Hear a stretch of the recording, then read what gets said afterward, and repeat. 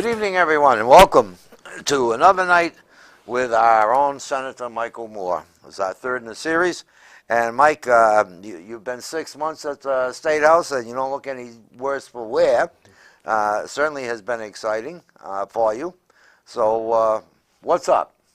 Well, as you know, we just passed the budget. Right. Well, the Senate just passed our budget, and it was actually a very interesting process. You know, leading up to it, I thought it was interesting getting our priorities put together, but actually having them submitted in, being on the Senate floor, and then having all the bargaining or negotiating back and forth and trying to get legislation passed or through was actually very interesting. Long nights. There were long days and nights, but it was actually very interesting. I enjoyed it quite a bit. So, In all honesty, I know you've had long nights because normally you and I have gotten together, that's right. Yeah. and I haven't seen you. I think I've run into you once since you guys went in on the budget. Yeah.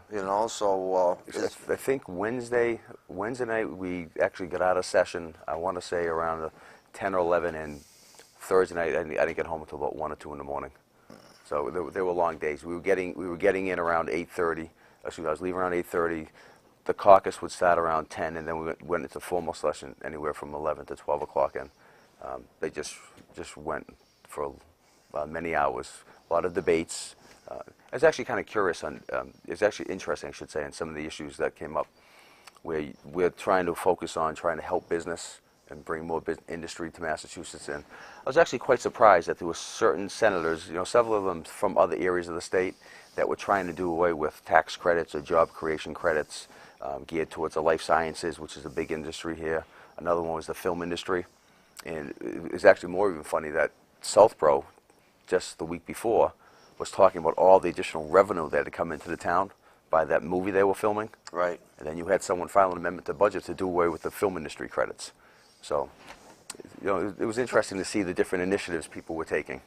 Kind of like having me sitting aside of you on the Board of Selectmen, wasn't it, a little bit? No, Joe, that was still fun. That was you still were fun. funner. Yeah, that's true, and you were fun too. And in fact, I've been looking over some of the past policies that you introduced and we passed because before you go You actually off. found them?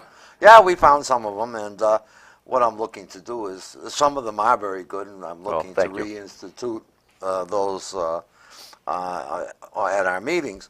But it's obviously there's a lot of talk about this 6.25 sales tax that you folks passed. As much as I'm against any tax, as anybody would be, I probably would have to say that problem with everything being what it is, where nobody really was budging, somebody had to make a move, and it was obvious that the Senate dug their heels in and say, look, this is what it is. I guess what I'm looking from you, though, is so that the people understand from the perspective of the Senate and from your perspective, just what was the logic or the rationale behind doing what you finally did? Well, one of the rationale was that we had requests for more local aid.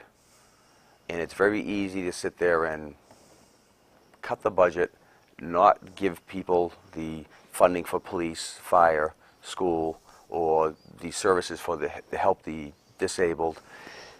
I mean, we had a lot of calls coming in for that support. Obviously, we had a $3 to $4 billion shortfall that we had to address. If you want the services, you've got to have the revenues.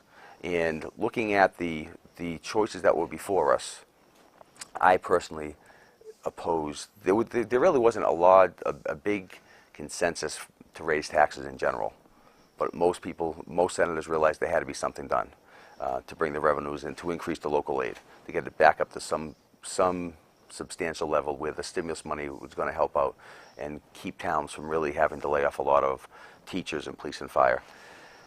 The income tax, I actually gave my maiden speech in opposition to the income tax. The gas tax, I was opposed to.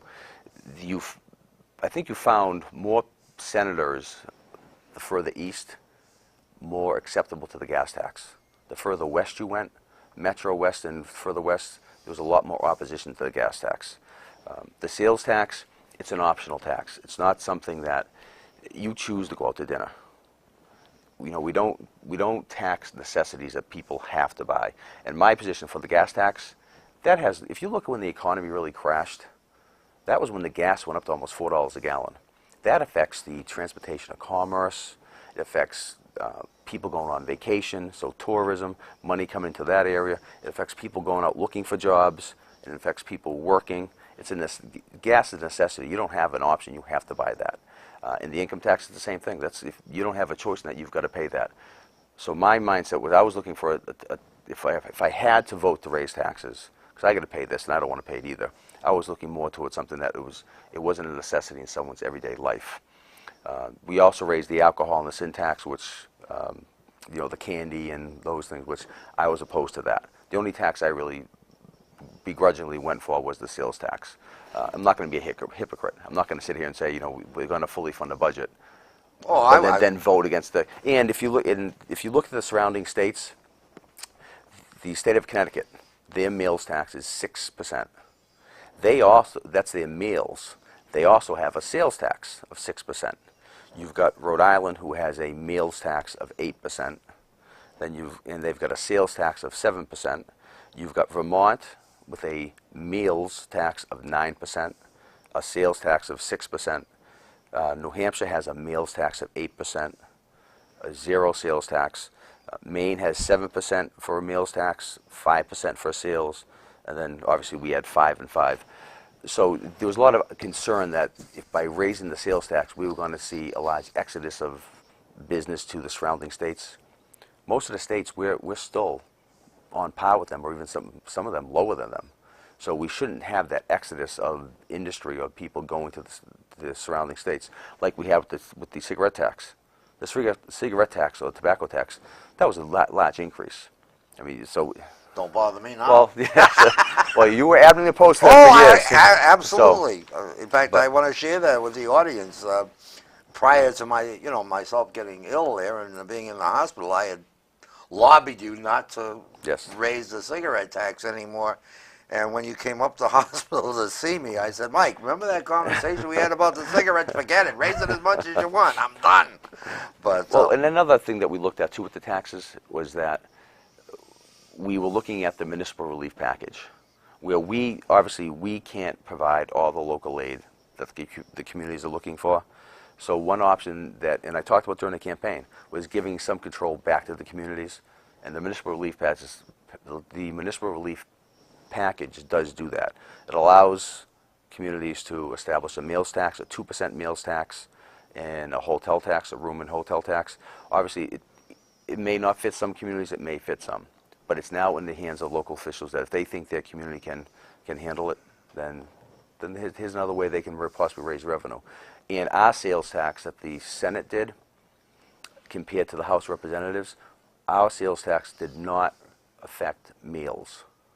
So if you have a community now, say Millbury, not that they're going to do this, but say Millbury were to adopt the meals tax, it's 5%, then you throw the 2% on top of it.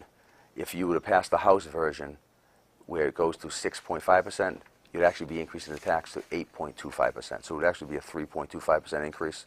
So we actually exempted an increase in the meals just so that there wouldn't be an effect on a community if they wanted to adopt the meals tax.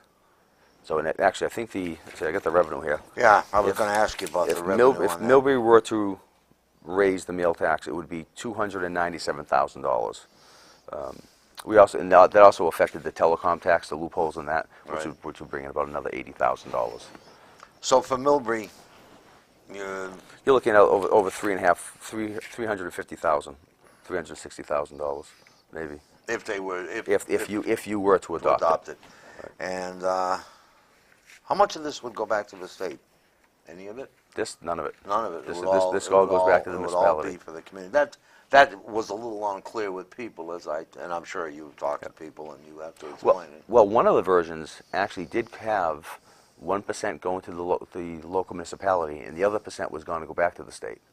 This, because we were doing the sales tax, this dedicates the 2% back to the city or town.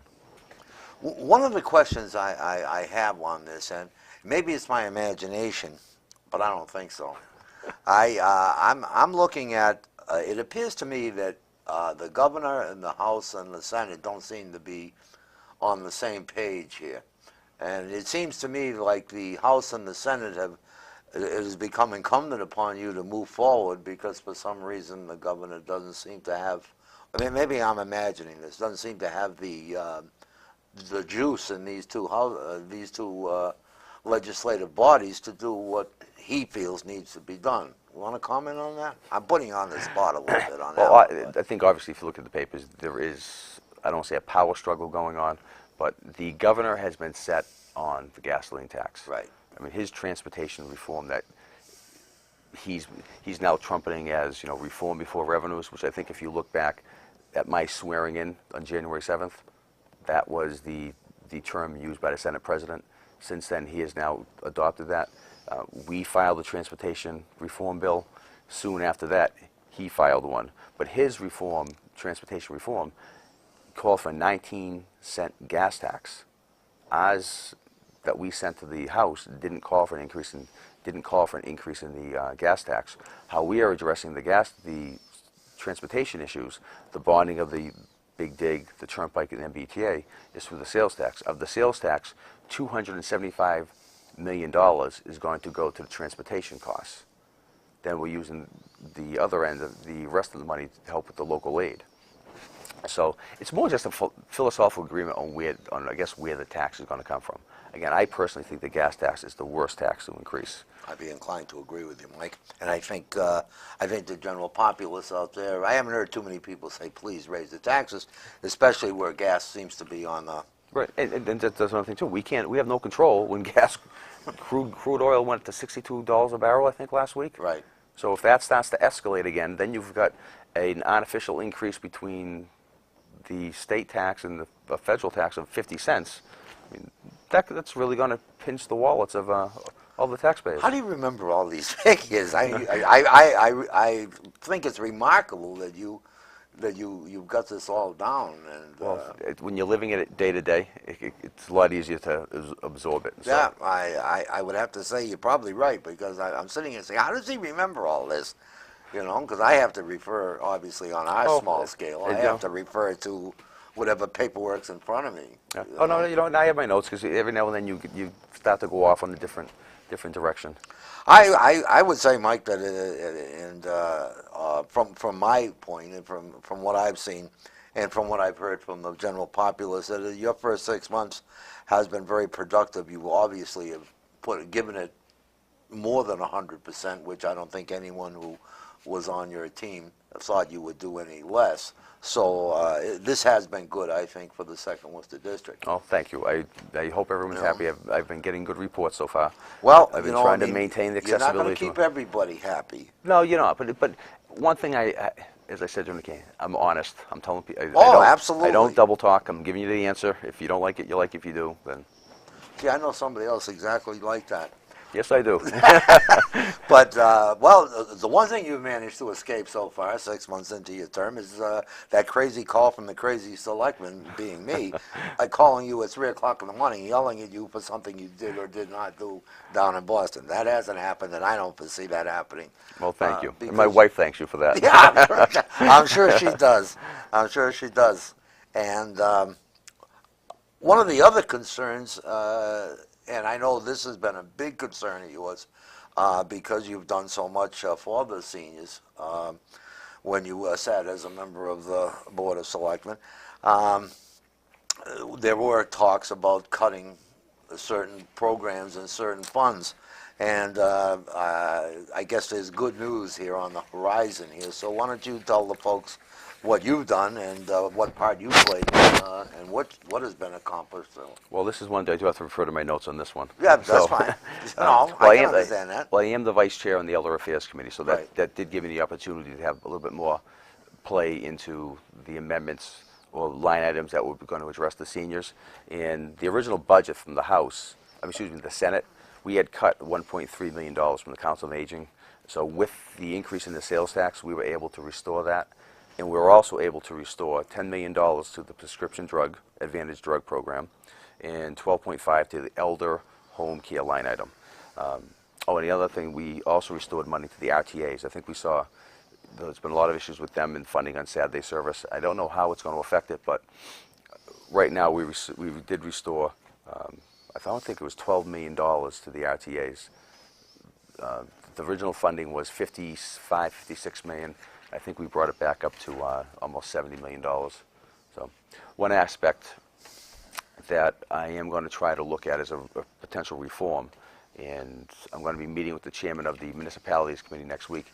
The RTAs right now have their own insurance, and I've actually spent one of our local residents, Dennis Peel, he called me on this, possibly looking at bringing the RTA employees over to the GIC, state insurance system, which might actually, from what they're claiming, could be a significant savings in cost for the RTA.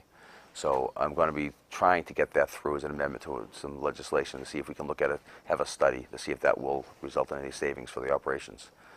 So, Would it be safe to say that maybe the doom and gloom predicted for the next fiscal year won't be quite as doom and gloom as originally thought, or are we still heading on a collision course with Mars here? well, as of right now, the preliminary numbers, and I can't give any numbers right now, Right, but the preliminary numbers for May, the revenue decline or reductions have stabilized to April. So we haven't seen another drastic drop in revenues. Which I don't know how much further we could go down. So, but so they have stabilized. The one thing that saved us right now has been the stimulus. Regardless of whether you think the stimulus should have been approved or passed or not, the stimulus was a 2-year funding program. Because the revenue reductions were so severe, we ended up in our budget using some of the second-year funding to the first year, which helped stabilize some of the local aid numbers. So next year's budget, fiscal budget that we're doing right now, is not as severe as we thought. But the following year, if the economy does not pick up, which the economists are telling us it really shouldn't, the next fiscal budget, not this one that we're discussing now, debating, the one after that, could be bad. It could be, when we're told, it should be worse than the one we're doing right now. So we're not out of the woods. No, we're not. We're far from out of the woods. I don't envy. I really don't envy your job or the job of your colleagues down in Boston, whether you sit on the Senate side or the House side. This is going to be, this is going to be a nightmare, especially to the senior senators who saw things so good for so long. Well, I mean, you've got senators that were here from the 90s, the late 90s, when you had the Miracle Massachusetts burst, to right after 9/11, and they all freely admit that this is worse than any of those situations. And one of the reasons that they're stating that is you could either, in those situations, you could either do a tax increase, which would cover the deficit, or they could do reductions, which would cover it. The situation we're in right now, you can't do either one to resolve it. It's got to be a combination of reforms, but cutting budgets, revenue enhancements or tax increases. We actually eliminated from the budget 77 line items. So 77 programs that were in existence no longer exist, which people may say that's not a lot, but you go tell that to the program that's servicing. And it's a lot of money. We have $1 billion less in our budget than the House of Representatives had. Really? Yeah, so. And going along that lines, I have to ask you this. We really haven't talked about this, you and I, but the Massachusetts Turnpike Authority and merging it with the MBTA, is that a good thing, a bad thing? Is there in all probability, would this save the... Well, from what we're being told, and they had the administration or the Senate had Deloitte, a financial firm, do the cost-saving projections when they looked at the plan, and from the plan that we passed and sent to the House, they gave us revenue estimates, a savings of $6.5 billion over 20 years. So having an independent firm give us these numbers, that's what we're being told the savings could be to the Commonwealth and to the taxpayers. Do you think the Massachusetts Turnpike Authority, being a sacred cow for so long, so to speak, to use the terminology Yep. that those of us in the political arena use, uh, in your opinion, do you think eventually this ultimately will be disraveled and it will be merged with either Yes. Mass Highway or Yeah, the it's MBTA? gonna be done. There's gonna be the governor's version, I think, completely abolishes it. The House and our version maintains some sort of an authority. Like we have the Mass Transportation Authority. And I think the House also has their authority where it keeps in existence, but it combines the Mass Pike, Mass Highway, the MBTA, removes the Tobin Bridge from Massport. So there's going to be a reorganization of the transportation system. Which ultimately I would think would save the taxpayers. It should save the taxpayers money. As far as the administration of it, the bidding processes for contracts, right now, if you're a contractor and you have to bid with Mass Highway, then you've got to use a different format to go bid for the turnpike. I mean, from the private sector aspect of it, just as far as that process goes, that should be streamlined. That's actually another amendment that was filed to the Senate budget. I don't know if you're familiar with the Pacheco law. Well, that was what they call the anti-privatization law. Right. And when it was passed 16 years ago, to privatize a state service, you had to show the cost savings, that there actually would be cost savings. So it's not the sake of privatization for that sake of doing it.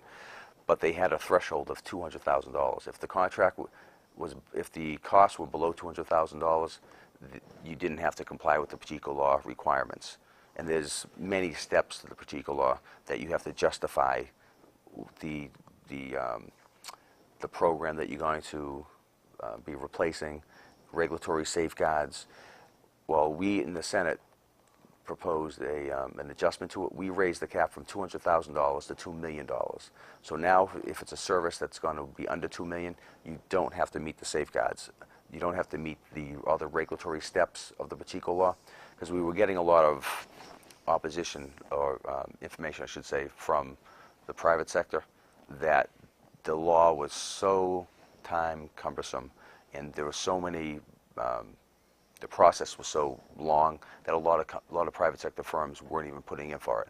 So we increased the threshold, the baseline threshold, from 200,000 to 2 million, and we're calling for a study to look at how we can streamline the whole process. While we're on the theme of the Turnpike Authority, I need to just ask, what are your feelings on that maybe we would restore the tolls on the western part of the state, which obviously would be taking money from people coming into Massachusetts? I'm all for it. I know I'm not the only one who feels that way. I don't know if there's a majority of senators, but I actually support that. And I think we discussed before, I would actually be in support of putting tolls on 93, getting people from New Hampshire who are coming in using our roadways. So just don't put one on 146 because of my trip to Rhode Island, or 395. we'll protect those two roads. Protect those two roads. As long as you protect those two roads. Mike, is there anything else you wanted to cover here? I know there's just tons of things going on.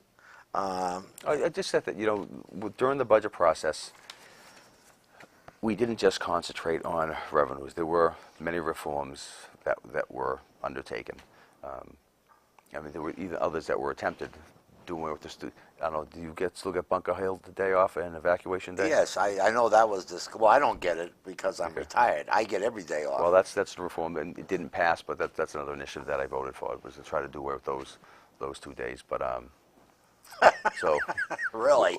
yeah, well, there's a lot of reforms that are still in place. The pension reform, we're still waiting for the House to come back with their version.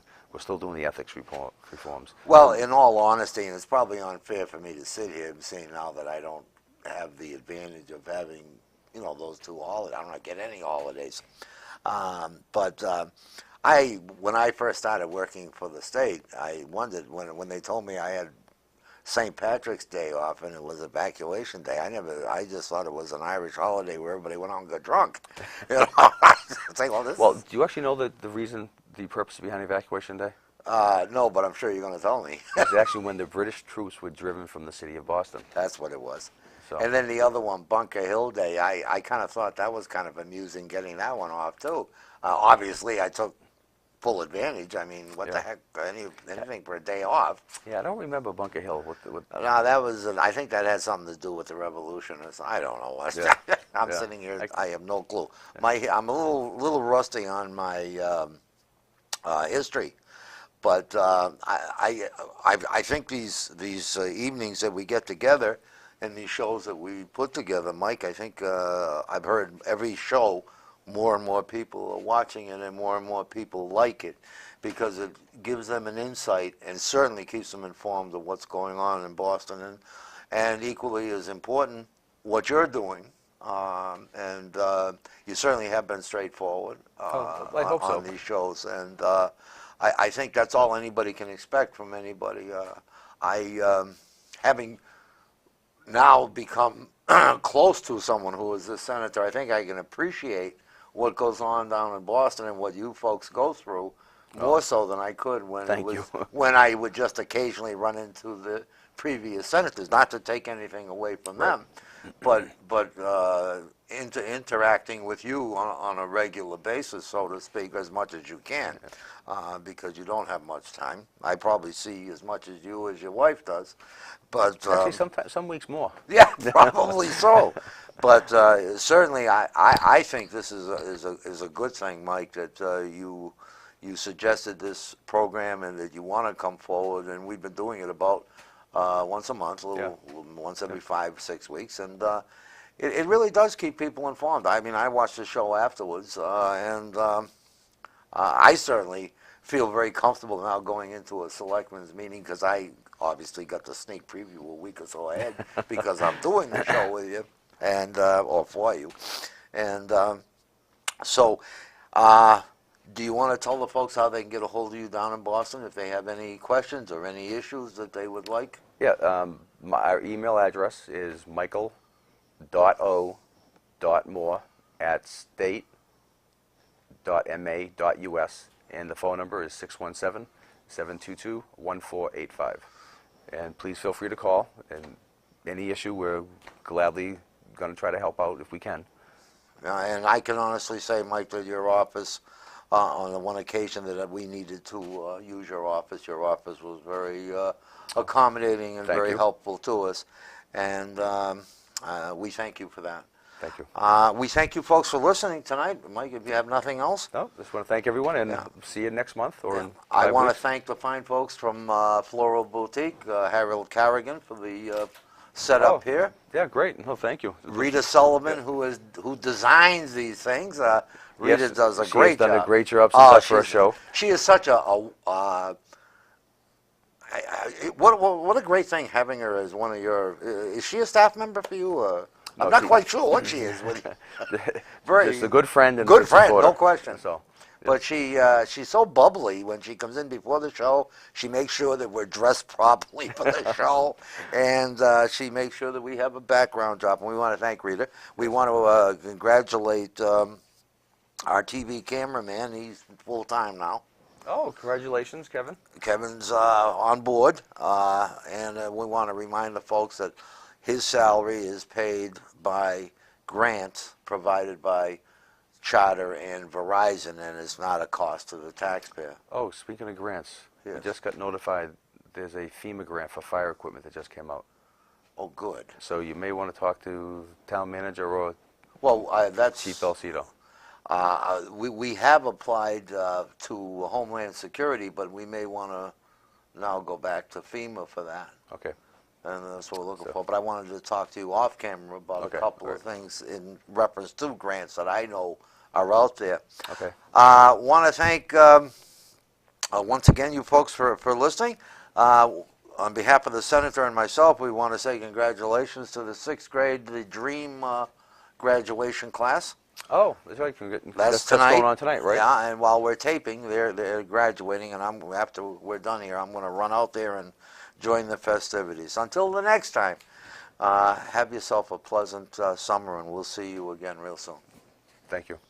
Thank you. Taking care of business every day.